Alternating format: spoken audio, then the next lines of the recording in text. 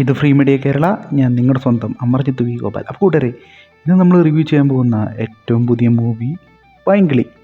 ഇപ്പോൾ പൈങ്കിളി എന്ന മൂവിയെക്കുറിച്ച് പറയുകയാണെങ്കിൽ ഒരു മുഴുനീളം കോമഡി പടമാണ് പൈങ്കിളി. സജിൻ ഗോപു അനശ്വര കോംബോയിൽ ഇറങ്ങിയ പൈങ്കിളി നമുക്ക് ഇങ്ങനെ തന്നെ വിശേഷിപ്പിക്കാം. ഫ്രഷ്നെസ് നിറഞ്ഞ ലവ് സ്റ്റോറി ആണെന്നാണ് ഈ സിനിമയുടെ അണിയറ പ്രവർത്തകരുടെ വാദം. അതിനോട് ഈ സിനിമ 100% നീതി പുലർത്തിയിട്ടുണ്ട്. പിന്നെ ഒരു പക്ക ഫാമിലി എൻ്റർടൈനറാണ് പൈങ്കിളി. തുടക്കം മുതൽ ഒടുക്കം വരെ മനസ്സ് നിറഞ്ഞ ചിരിയാണ് സിനിമയിലുള്ളത്. അങ്ങനെയെങ്കിലും വീട്ടിൽ നിന്ന് ഒളിച്ചോടണമെന്ന ഒറ്റ ചിന്തയിൽ നടക്കുന്ന നായികയും കൈ തൊടുന്നതെല്ലാം വയ്യാവേലിയായ എന്ന നായകനുമാണ് ഈ സിനിമയുടെ ഒരു പ്രത്യേകത. ഒരു പ്രത്യേക സാഹചര്യത്തിൽ ഇവർ കണ്ടുമുട്ടുകയും ഇവരുടെ ജീവിതത്തിൽ നടക്കുന്ന അതിരസകരമായ മുഹൂർത്തങ്ങളാണ് സിനിമ പങ്കുവയ്ക്കുന്നത്.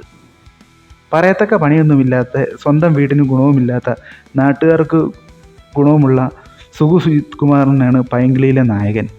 ഫേസ്ബുക്കുകളിൽ പൈങ്കിളി സാഹിത്യം എഴുതി തട്ടിയും മുട്ടിയും ജീവിച്ചു വന്ന സുഗു ഒരു യാത്രക്കിറങ്ങി ഊഹിച്ചതുപോലെ തന്നെ യാത്രക്കിടെ നല്ലൊരു പണി കിട്ടുകയും പിറകെ വീണ്ടും വീണ്ടും പണികൾ പുള്ളിക്ക് ഉണ്ടാവുകയും അതിനിടെ മറ്റൊരു തലവേദനയായി ഷീബയുടെ എൻട്രിയും.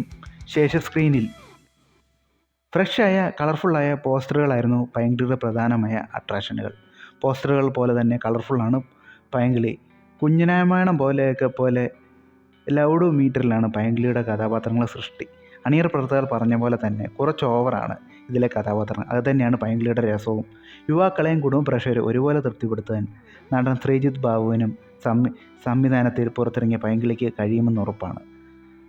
രോമാഞ്ചത്തിലെയും ആവേശത്തിലും ഒക്കെ കണ്ട ജിത്തു മാധവൻ കഥാപാത്രങ്ങളിലെ ആ എക്സൈറ്റ്മെൻറ്റ് പൈങ്കിളിയിലെ കഥാപാത്രങ്ങൾക്കും ഉണ്ട്. അത് നന്നായി ബാലൻസ് ചെയ്യുന്ന ജിത്തു മാധവനും ശ്രീജിത്ത് ബാബുവും വിജയിക്കുകയും ചെയ്തു. ജൂനിയർ ആർട്ടിസ്റ്റുകൾ ഉൾപ്പെടെ ചിത്രത്തിലെ അഭിനേതാക്കളെല്ലാം മികച്ച പ്രകടനമാണ് കാഴ്ചവെച്ചത്.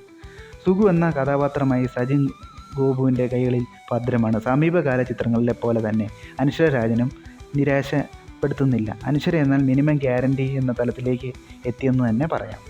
ചന്തു സലീം കുമാർ, റോഷൻ ഷാനവാസ്, ജാസ്മിൻ ജിജി, അബു സലീം, അമ്പിളി എന്നിവരുടെ പ്രകടനം എടുത്തു പറയേണ്ടതാണ്.